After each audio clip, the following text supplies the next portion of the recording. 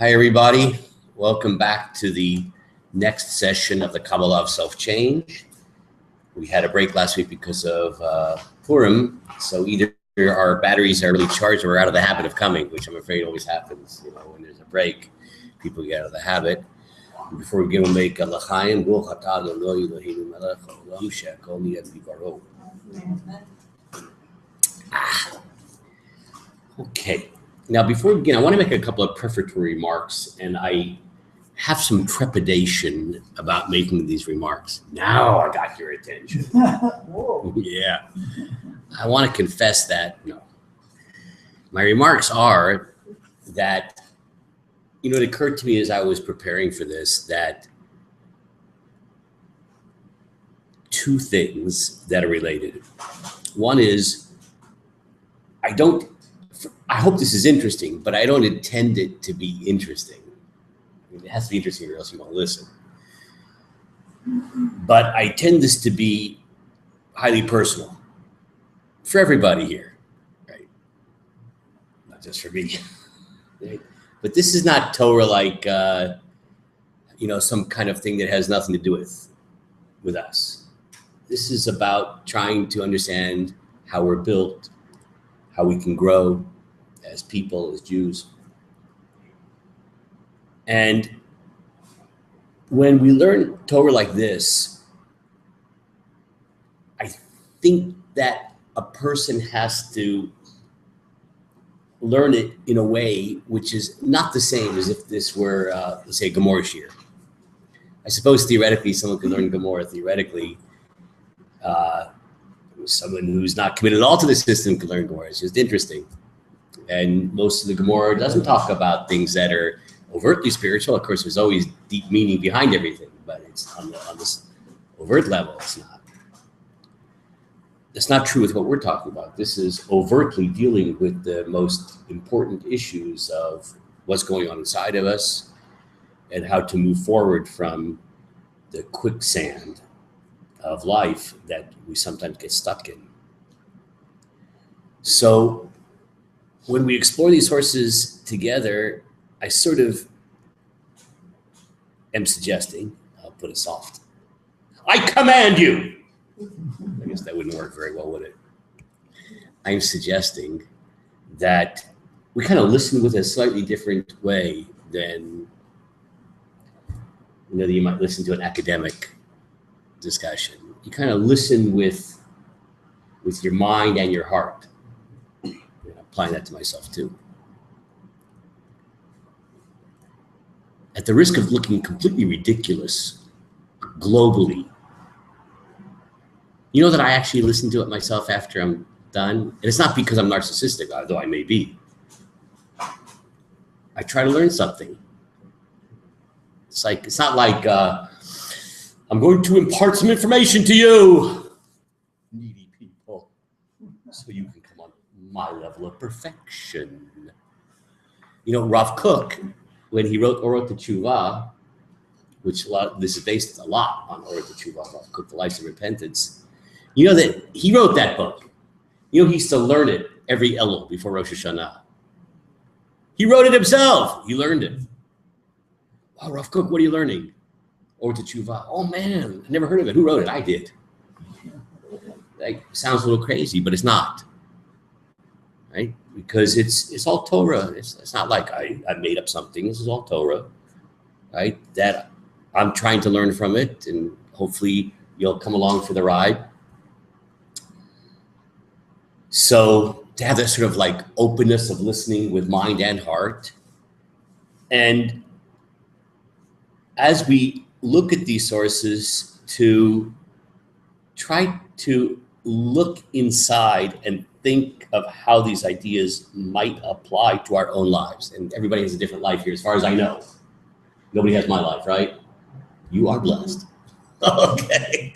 Right? Everybody has their own life here. Everybody with their own peckle, as they say. Everybody has their little bag full of, carrying their back full of their own tailor-made troubles. So right, as we explore these ideas, look inside, think about our own lives and how this is speaking to us and how this might help us to move forward. Was that overly, I don't want to start sounding like either an airhead or a New Age rabbi, God forbid. I feel like I'm getting ready for the couch. Okay, all respects to New Age rabbis out there, or airheads. Okay. Okay, so let's do a quick review of what we talked about last time, and then we're going to move on. We are in the middle of one of the most important aspects of trying to understand our nature and how to move forward by trying to understand the most important tool that we have that we can't avoid, as you remember from last time we met, but I'll review that, which is will. Ratzon in Hebrew, ratzon, the power of will. Now, the first thing we said last week was that will is actually the most godly aspect of ourselves. It's that which makes us unique.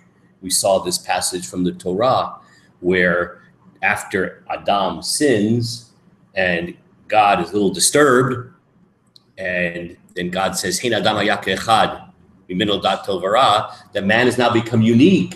He's no longer part of the ecological animal kingdom. He used to be just sort of a very sophisticated primate. But now he's become unique, and that he has this thing called will.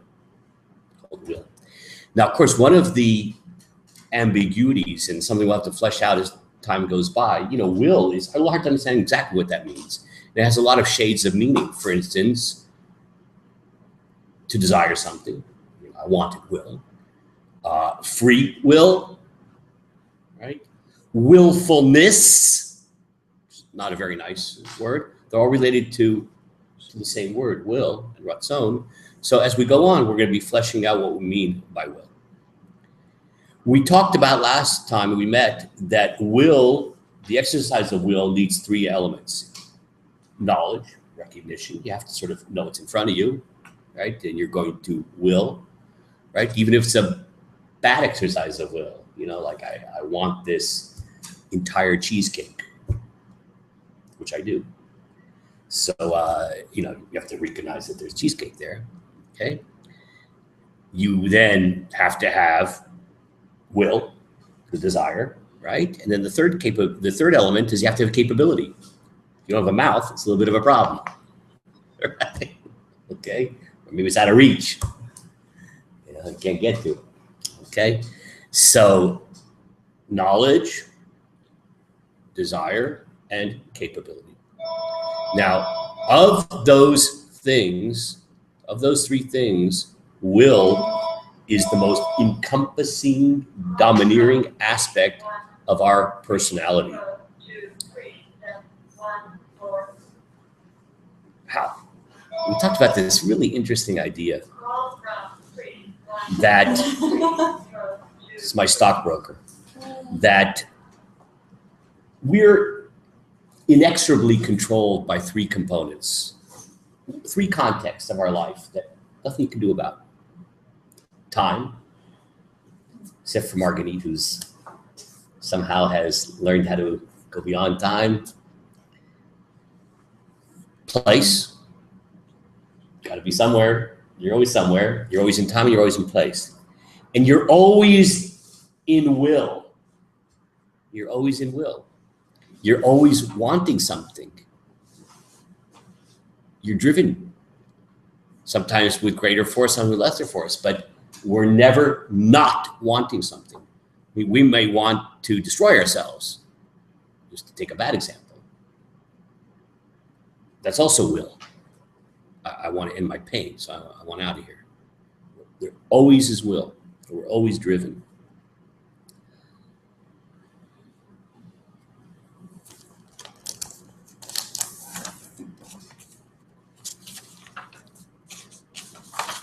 The only thing we can do is to determine what to do with that will. We'll always have that will, but we can determine what to do with it. That will is kind of like It's the engine which drives us. It's the motor.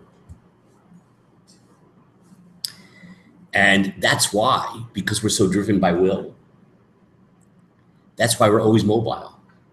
We talked a little bit last week about this famous pasuk, this famous verse from Zechariah, that the prophet refers to this vision, and the human beings in the vision are called mahalchim, mobile. We're always mobile. We're never stationary. You know, when people talk about, I'm really stuck. You're not stuck. You're going down. No one is ever not moving. It's either up or down, and not going up is going down. There's also something else about will that's unique, and that is that we talked about time, we talked about place, we talked about will, we talked about capability. Means there's really only one of those things that you can exercise control over. See, will, you can actually determine what to do with it. Capability is just a deck you're dealt. And we, as I mentioned last time, at the very end of the last discussion we had, we live in this kind of perverse society, in Western society, where everybody has credit for their capabilities. But you don't get credit for trying, unless you have a very compassionate 6th grade teacher. Okay.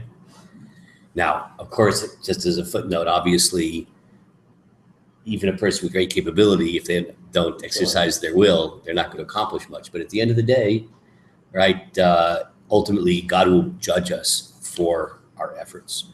Okay, so that was our introductory discussion of will. Everybody ready to move on? Okay. So God gave us this engine we have, this thing called will. And why were we given it? And how do we use it? So I want to start with not the first source on the page, but actually the 4th. See where it says, Rav Kook Orot HaKodesh? I have this kind of dilemma, and I sort of resolved it one way. Maybe I'll change the way I do it. I actually like reading sources in Hebrew, but there's a certain feeling of authenticity. You read it in Hebrew, you translate it. In the case of Rav Kook, the language is so difficult that it's hard to sort of translate it in a way which actually is coherent. So when I translate these sources from Rav Kook, I sort of sat down and I translated and I overwrite it again and again until I got it right. It's like a little hard to just read the Hebrew and then fake it, or not fake it, but spontaneously translate it because it won't come out right. So that's why a lot of this we'll just read in Hebrew, in English. So I want you to appreciate this thing you have called will. Listen to this language. I want you to feel this language with your heart.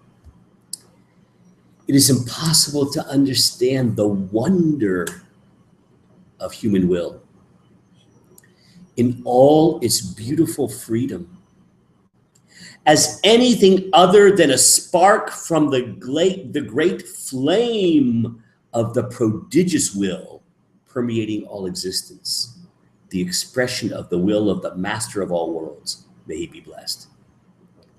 We have this amazing, incredible thing called will. And that will is a spark of divine will within us.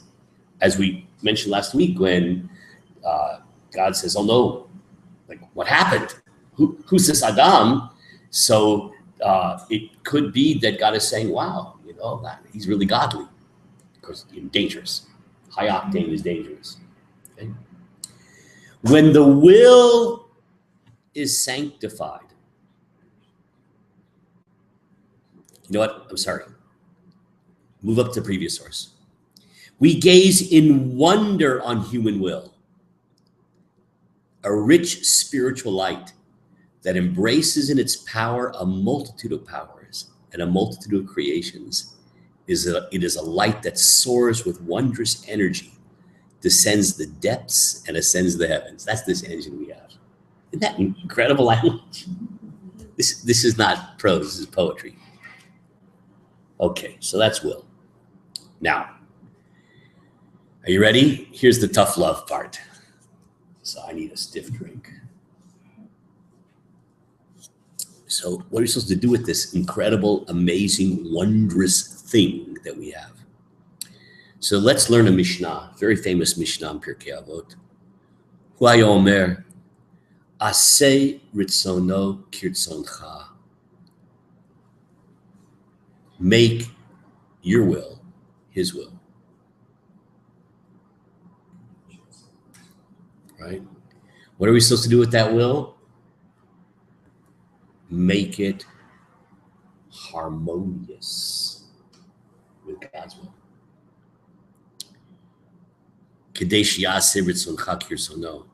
In order that he will make your will his will. So there'll be a harmony. Furthermore, batel ritzoncha mimnei ritzono, nullify your will out of deference to his will. In order that he nullify the will of others who want to harm you before your will. Okay. You notice at first, guys, there's a little bit of redundancy here, because it says a person should make God's will your own will, okay, and nullify your will in deference to God's will. So I think what that's talking about, I think the simple explanation is it's referring to two exercises of the will, because will can do two things. It's a motor, right? So it can empower us to do something positive, not positive in the sense of good, but positive sense of an action. Or it can motivate us to not do something, right? So those two things are the things that's when it says make your will like God's will and nullify your will for God's will, right? Right. So use your will as an engine to make yourself in harmony with the divine will through action, through positive things, in an affirmative sense, and use your will to refrain from behaviors which are in disharmony, right? To not do things which are opposed to God's will. Okay. Let's see how Rav Kook says the exact same thing. The way of holiness. Everybody here wants to live a holy life. That's why you're here. Or is it for the money? It's for holiness. The way of holiness is built on the foundation of harmonization. That man harmonize his private path with the supernal path of God. It's the whole thing. It's the whole thing. You know, one of the images that comes to mind when I think about this is imagine God as, it's going to get a lot deeper than this, but as kind of the divine choreographer. And we are all dancers in his dance company. He's designed to dance for us. And what do we want to do? And we are amazing dancers. Every single movement of our body, every single facial feature, every single wiggle of the toe,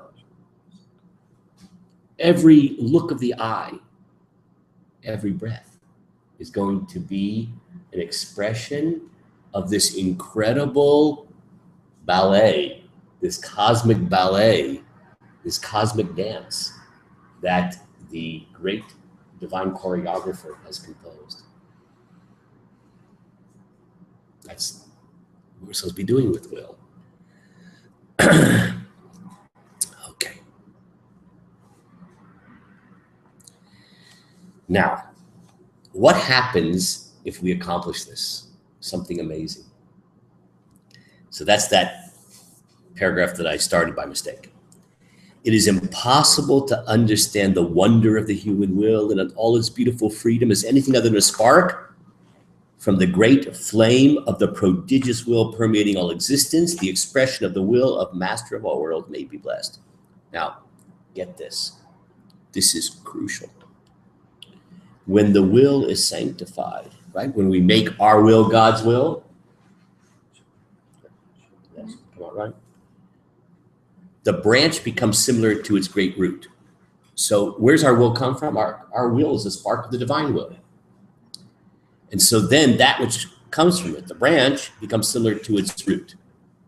But you see, that is not an accurate image if you leave it there. Like, this is similar to that. That's not what's going on. It's not that A is similar to B.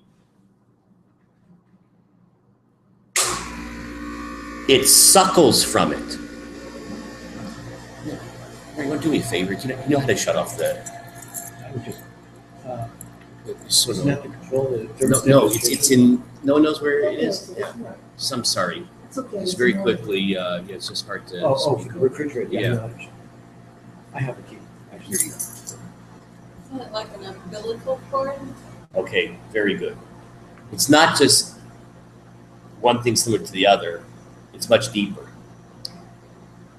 The branch suckles from the root, becomes attached to it, becomes full of abundance of life.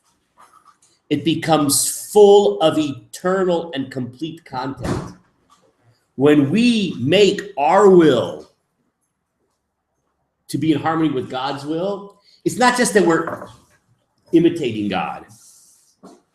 It's that we now have become supercharged with an incredible vitalized energy because we are now suckling from the root of our will, which is the divine will,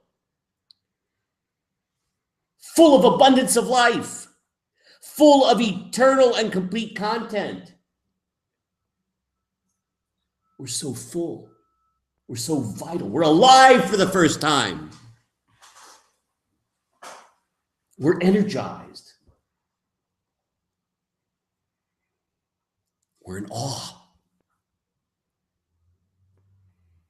We feel so blessed. We're so happy to be alive. When's the last time you were happy to be alive? Don't ask that question.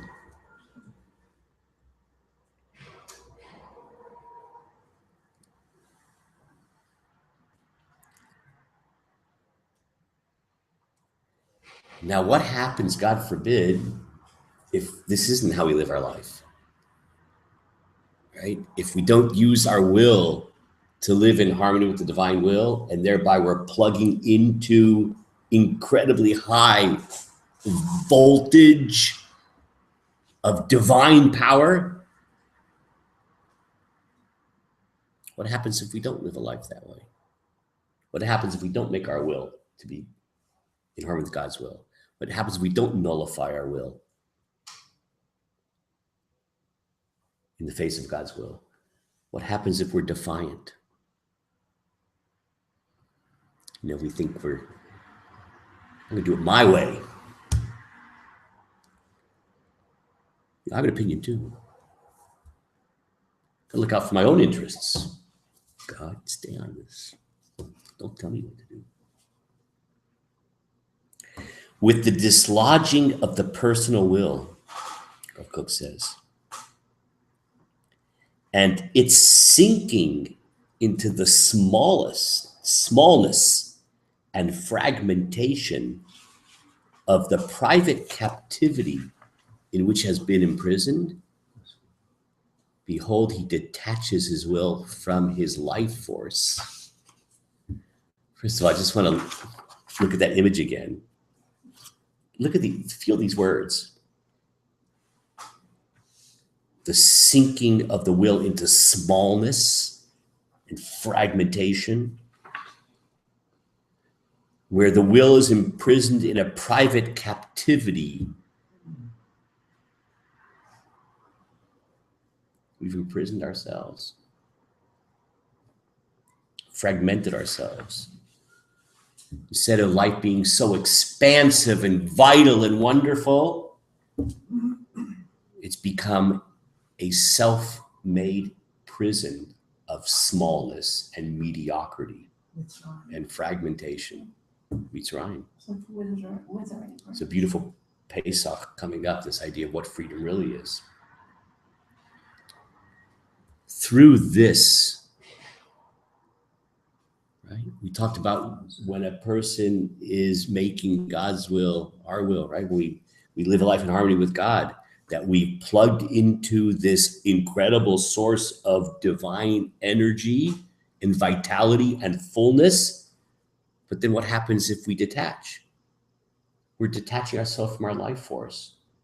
The only person who would do that is a person, we would call that person with the S word.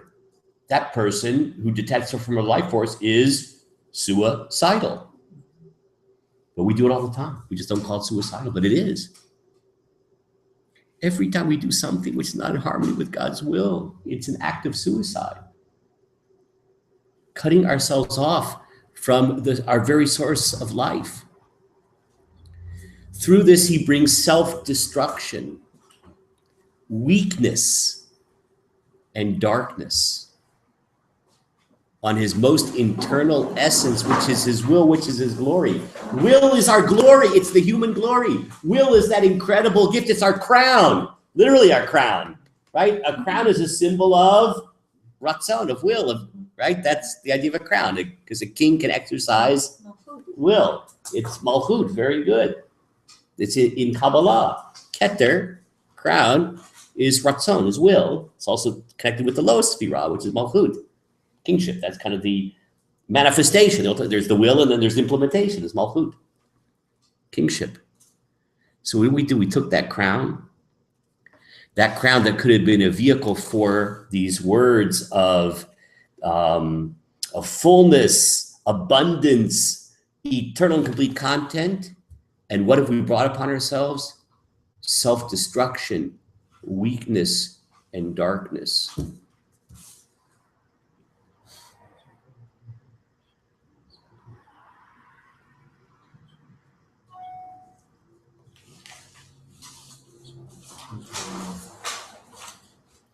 You know, there's this phrase out there. It drives me nuts. Microaggressions. You ever heard this? What? Oh, I guess you haven't been in the academic world Microaggressions? Mm-hmm. It's like it's little things which on the surface of it seem rather benign, but they're actually expressions of racism or of anti-women sentiment, or they're called microaggressions. As opposed to mid-sized aggressions and macroaggressions? Okay. In any case, I just think of this term because I just want to adapt it slightly. We engage in micro-suicides all through the day. Micro-suicides. Every time we do something which is not in harmony with the divine will, it's a micro-suicide. But this is where we're all at. I don't know people in the room, but that's where I'm at. Right? We're kind of like, we're in that state of having detached ourselves and brought upon ourselves destruction, weakness, and darkness on our most internal self, our glory. Look what we did to it. Well, what do we do now? Should we begin to talk about the solution? Okay. So you can take a deep breath now. It's going to start to feel better.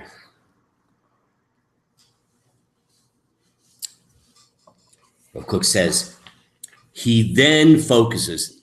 Once one realizes that one has been committing micro-suicides on an hourly, minute-by-minute basis throughout the day, he then focuses all the toil of ethics and spiritual phenomena in the world to the supreme goal of the redemption of the will.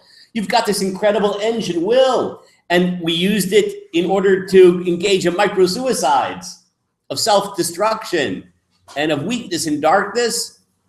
Now we're going to redeem the will by harnessing everything that we can possibly use to redeem the will. And it's returned to the fundamental source of life. I want to be plugged back into the source of that will, the divine will, which is going to fill us with that divine vitality again, of fullness, of awe, of joy, to be planted in the house of the Lord, to bear branches and fruit, to bring forth buds and flowers and a great abundance of produce, to unite with perfect and vital unity with the truth of the universal will, which is the light of God and his glory that resides in the soul of all existence. We're going to plug into the soul of all existence. Of course, this is an incredible description here. What's the simple Hebrew word for what he's describing here? It's called the Taf word, teshuvah. That's what teshuvah is. Return. But here's a very important point. Our sages say the following: Gedolat teshuvah. See, as long as I'm Rav Hook, I can read it in Hebrew. It's easier to translate. Great is teshuvah shezidonot nasot lo kizuchuyot. Teshuvah is so amazing that our intentional deeds, the worst things we did, we do a lot of unintentional things too, which are actually intentional, by the way. You know, they're kind of, there's an element of intentionality because of a certain lack of mindfulness and concern, which then leads us to do things that were mistakes, in quotes. So even the worst form of being disconnected to God, willful sin, when we do what we need to do by focusing all of the toil of ethics and spiritual phenomena of the world to the supreme goal of redemption of the will, as described here, we don't return. We don't, oh, I was lost, but I got back. No. What happens? All those bad things we did became merit.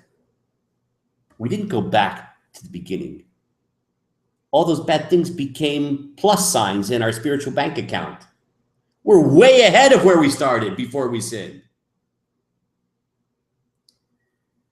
Because when a person goes through that journey and plugs themselves back into that source of divine vitality, they experience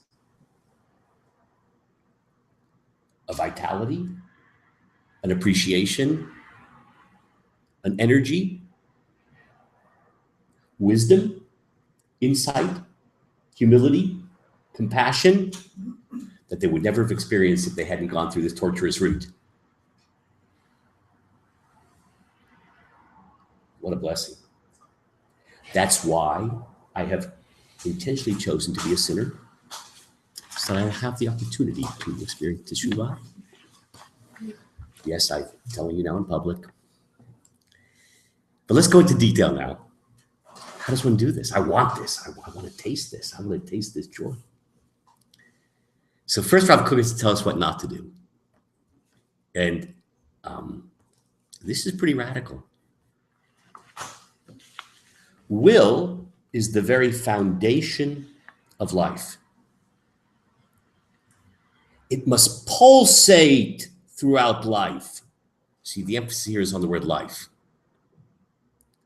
It must pulsate throughout life. When you hear the word pulsate, like what kind of like resonance does this have?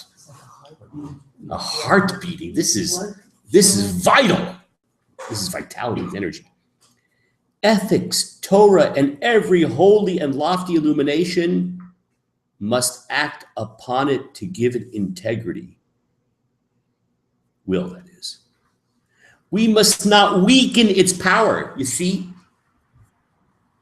one approach towards teshuvah, to growing, would be say we have to do what?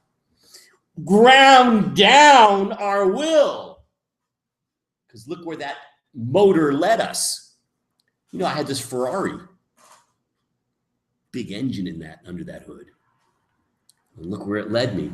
So you know what I'll do? I don't know, I'll downgrade it. Make a smaller engine out of it. Rav Kook says, no, we must not weaken its power. the weakening of the power of will through burdensome loads, even if they flow from a lofty and holy place by human reason, impoverishes the lofty form of the grandeur of man. Don't weaken the will. Don't think that repentance, don't think that piety means to somehow withdraw, to diminish, to be this kind of mild-mannered person, always looking at the floor, writhing in a state of pious contrition and self-flagellation. No. The holy light is within the power and freedom of will. Will is revealed in its fresh splendor.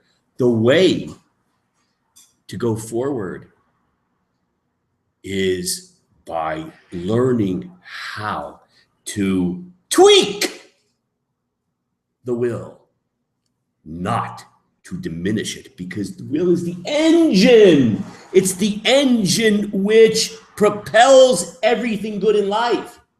If we weaken it, we haven't grown. We've just retreated. Now he quotes a pasuk, a verse from the prophet Yeshayahu, Isaiah. It's an amazing interpretation he gives it. And I translated it in a way which is in consonance with the way Rav Kook is using it, but that's not the normal way it would be translated. As a matter of fact, I brought with me a Tanakh. Mark, want to hand me that Tanakh for a second? I'm just curious here. I'm going to read you. I haven't even looked it up myself. See how it's, normally translated. So Isaiah 53:22. We're going to look it up, and we're going to see how it's normally translated. And then we're going to see how Rav Kook understood this verse in a way which is very powerful in the context of our discussion today. Okay.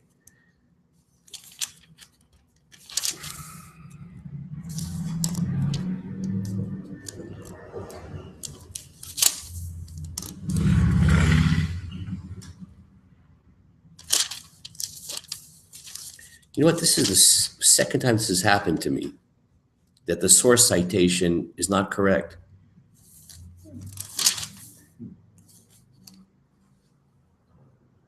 We'll have to do that some other time. We'll look it up.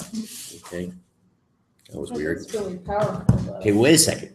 So the pasuk says the following: V'lo oti karata Yaakov ki agata bi Yisrael. You have not called me Jacob, but you have wearied me, O Israel. It's like a critique. This can be translated something like I just did right now. Right now. Is it weird? No, wait a second. So Rav Kook didn't understand it the way I just translated. Oh. Right, I'll just read it again in the normal translation. Lo oti karati Yaakov, you didn't call upon me. Ki yagat to be Israel, for you have wearied me. So Rav Kook apparently understands the pasuk a little different way. You have not called on me, O Yaakov, if you have wearied yourselves in me, O Israel. Meaning, if a spiritual path is wearisome, is burdensome, is weakening, then you haven't called upon me. Meaning, that's some other God you're knocking on his door. It ain't the God that I am. Because to knock on my door means to be vitalized, energetic, enthusiastic, to embrace life, not to withdraw from it. So that's how he kind of rereads the verse. Lo oti karata Yaakov, you didn't call upon me, O Jacob. Ki yagate, if you toiled, you feel weary, be, when you tried to reach me, O Israel. You got the wrong God. The diminishment of wearisome burdens, wearisome. Oh, that's weird. I made up a word. Like to tire you out, to be weary. Is there a word, wearisome? Oh, good. Good. Okay. Yeah, good. Yeah. The diminishment of wearisome burdens is one of the goals of the divine Torah, which provides a living path and a straight route for all powers of will from its robust wellspring, the very source of life. The purpose of Torah is to live a life where a person feels a sense of well-being, a sense of, like Mishpor, happiness to be alive, right? The Torah is not there to make you worried, anxious, and thoroughly neurotic. You know, there's actually been a book that came out recently. You know, there are certain psychological disorders, obsessive compulsive. There's a whole book written about, I'll say it kind of ironic, how attractive orthodoxy is to an obsessive compulsive person. Yes, absolutely. Exactly. You know what? How would you like to wash your hands 25 times a day? And it's actually part of your religion, right? Or else you're just nuts. Say 100 brachos a day. Right? So, and you should say 100 brachos a day. That's actually good to say 100 brachos a day. But a person can take all of their lack of health, internal health, right? Mental health. And orthodoxy is just the perfect context to be able to give a garment of piety over deeply neurotic tendencies. Torah's purpose is the opposite, right? They're actually, I mean, I've seen this in my own rabbinic career, right? Of real, you know, I mean, we're all crazy one way or the other, but really people who are ill and who will ask a rabbi, no exaggeration, every hour on the hour. You know, I think I might have done this wrong, and I don't know if I said the right bracha on that too. Maybe I have to go back and say it again. Completely bizarre, but wow, this is the perfect context for the expression of that neurosis. Of course, it's a distortion, and hopefully most of us in this room don't go to that length. But Rav Kook is pointing out that the Torah's purpose is the opposite. It's to live a life of vital joyfulness, of inner peace, of confidence in the goodness of life, the confidence that we can rely upon a loving God who has the most positive intentions for us and who created us purposefully. We're not a fluke, not an accident, not a speck of meaningless dust. So therefore, tshuva, the first thing is what not to do. Do not start fasting 3 days a week in order to do tshuva. In case, I know, Mark, you were considering that. Bad idea. I'm only 2 days. 3 days is excessive. Don't think that tshuva is, I'm not going to the gym anymore. No, I have to break myself. I got to break my body. I'm not going to the gym anymore. Keep your gym membership and more than that, go every day like I know you do. Okay, right? Do not diminish one's energy, one's will. Okay. That's step one, what not to do. Now, let's get out of the what not to do. Let's start talking about what to do. Last source on the that page.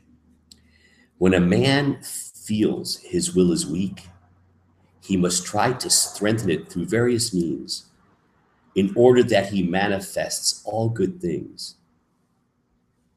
You don't weaken your will, you strengthen it. It is better to engage in strengthening of the will than to engage in the details of ethical self-critique.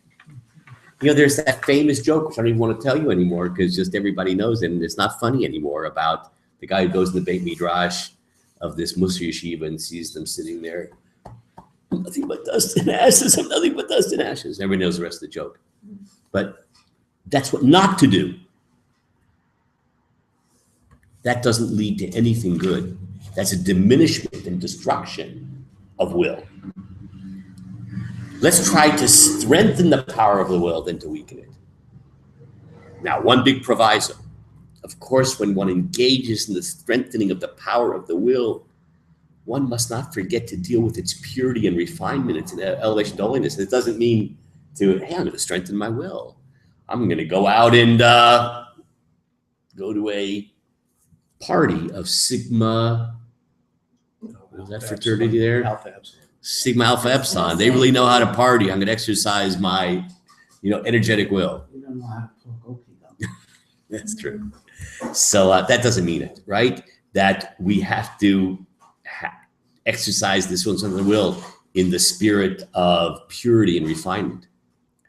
But the primary dealing with the deficiencies of weakness of will must be the occupation with the strengthening of the essence of will through various natural, ethical, intellectual, and religious means. He should not avoid any counsel that could be beneficial to the supreme goal of the overall strengthening power of will. You know what this means? It says very broad, and that's because it is broad. Do not think I need a stiff drink.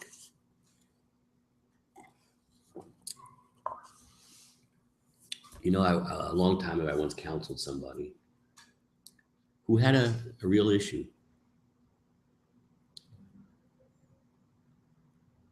It wasn't,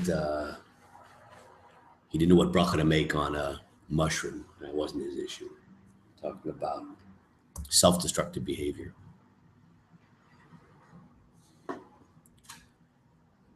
And I encourage this person to get involved in certain things out there in the world which really help on those things. Not Jewish things. Things out there that are helpful. But he felt uncomfortable. But he said to me, Rabbi, but I've been reading this book from the Beis Medrash and it's really been strengthening me.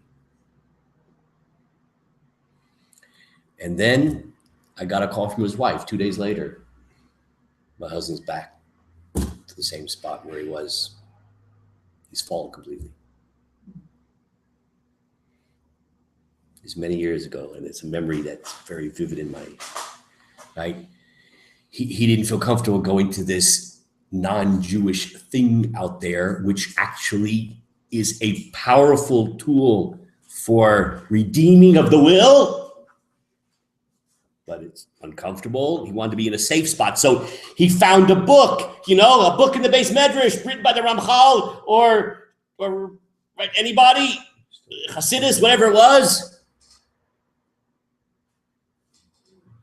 That's going to solve my problem. Nope.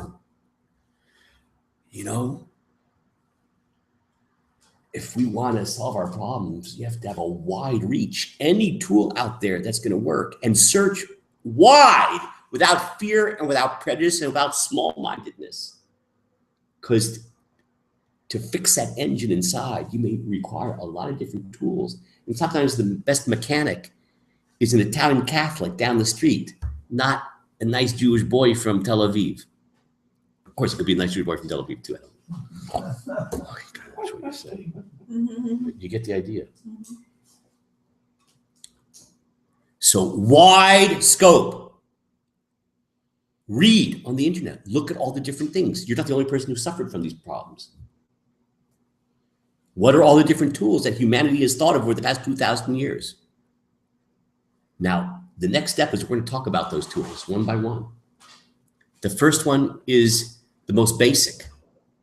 The most basic, right? We're trying to redeem will without diminishing will. Will is that engine. You don't want to damage the engine. The engine moves us. You damage the engine, you've destroyed, maybe you won't sin anymore, you won't do anything, but you won't do anything. You'd be a diminished human being. You've taken the crown off of your head. It's your grandeur. It's that crown of will. So what's the very first thing that we need to do? Most basic. The time has come for the strengthening of will in the world, Cook says. Okay, I'm on board. Give me the pill. I want to do it. I'll fast. Strengthen my will. No. And with it, the turn for the strengthening of the body for lofty purposes. Sometimes the will is weak because the body is weak. The spiritual aspect is incapable of being properly centered because of a lack of a proper and wise integration into the material realm. Abandoning the material will just increase the pain. Healing of the body elevates and strengthens the spiritual light. Step one. So why does every yeshiva? Okay, hang on. Just let me make the point then. Step one. Eat like Larry. That's step one. He doesn't just, he thinks about what he eats. It's amazing. Exercise like Mark. That's step one. We want to redeem the will. A weak body diminishes the energy of the will. It's all, everything's intertwined. So get your physical act together. That's step number one. Yes, Mark. So why does virtually every yeshiva denigrate physical activity? Say It's it's a waste of time. With all due respect, it's a terrible mistake. You're 100% right. It's 100% right. And Rav Kook got into trouble for this. This is one of the ideas he talked about that he got into so much trouble. I'm going to tell you a true story for a change. You know, our first year of living in Israel, we lived in a immigrant absorption center right outside of Jerusalem, the Vaseret Zion, which was a great experience. We were there for 365 days. Okay, if you stay 366, they make you pay back money that they gave you to live on for that year. So you got to leave after 365 days. Okay? You can leave earlier if you want to. Can't leave later. So then, as the year, living 65 days was ending, so I was teaching in yeshiva at the time. So my wife and I were trying to figure out, look, so where are we going to, I'm now going to have to find a home. We're not going to live in this institution. It's like living in a summer camp. Like this immigrant absorption center. So where are we going to move to? So I had these colleagues, you know, in yeshiva, the other teachers. And where do you live? What's it like there? So we actually, you know, a bunch of Shabbatot, we'd go and stay with the families of these colleagues of mine and check out different places to live, see what worked for us. So there was one place that had a certain attraction to it. I won't tell you where it was. Definitely don't move there. So the family was really nice that we stayed with. And I'm sure there are very nice people there. But in the course of the Shabbat there, they shared with me the following anecdote.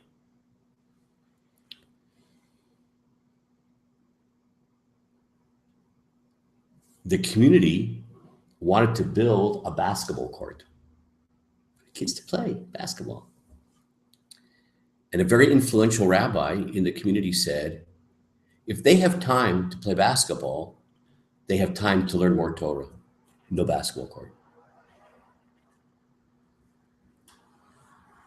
I didn't make that one up. I wish I did. I wish that was not a true story. So I'm just saying, Mark, you know, I think there are a lot of, I believe now that as time goes on, there's an awakening to this idea in the Torah world, in the Orthodox world. Unfortunately, I wish it didn't take so long, but your remark is on the money, and it's tragic, and this is part of what we have to learn as a community. Okay, now in the last part of today's discussion, I just want to show you something which is unique to something that Rav Kook does. I've said this many times. Rav Kook, one of the ways he's unique is that he'll take something which has to do with the individual, how an individual functions on a private level. And then he'll say that also describes how the Jewish people as a collective operate. So let's read a couple of sentences from this. Great is our physical demand, meaning the great is the demand that worrying about the most basic level, and that is our physical strength. We need a healthy body. We dealt much with soulfulness, the Jewish people. We forgot the holiness of the body. We neglected the physical health and strength. We forgot that we have holy flesh, no less than Holy Spirit. Our teshuvah, repentance, will succeed collectively only if it will be, with all its splendid spirituality, of course, also a physical return, a physical teshuvah, which produces healthy blood, healthy flesh, mighty solid bodies, and a fiery spirit radiating over powerful muscles. We need that fiery spirit. If you not feeling good, if you're not taking care of yourself to the extent you can, then it's hard to have that fiery spirit. Now, this next sentence got him into super trouble. The exercise that the youth of Israel engage in the land of Israel, strengthening their bodies to be strong and mighty children for the sake of the nation, perfects the spiritual power of the supernal tzaddikim, who engage in unifications of the holy name to increase the prominence of spiritual light in the world. The revelation of one light cannot stand at all without its fellow. The revelation of spiritual light cannot exist without revelation of the physical light. Skip to the last paragraph here. By means of supernal intentions, the inner soul will rise. By means of actions that strengthen individuals' bodies for the sake of all, outer spirituality rises. These two together bring to perfection the arrangements of all holiness, emphasizing the character of the nation in that small phrase upon which all the limbs of the Torah depend, Bechol derachecha da'ehu, in all your ways know him, holistic. Start with the body. That's the most obvious and prominent place to start. Energize, strengthen the body is the first primal step in the process of harmonizing oneself with the divine will, of not just restoring oneself, but of moving greatly forward if one has detached oneself to the divine will. The process of redemption of the will starts with the ability to strengthen the will, to the strengthening of one's physical health. We will continue next week, Bezrat Hashem, with the next steps in the process of redemption of the will. Next week will be the last session until after Pesach, because I'm going then back to Israel, then there'll be Pesach. So there'll be sort of a break, but don't forget anything we've said. And of course, take the sources home. And you can watch this on YouTube over and over again. And we'll see each other next week. Take care.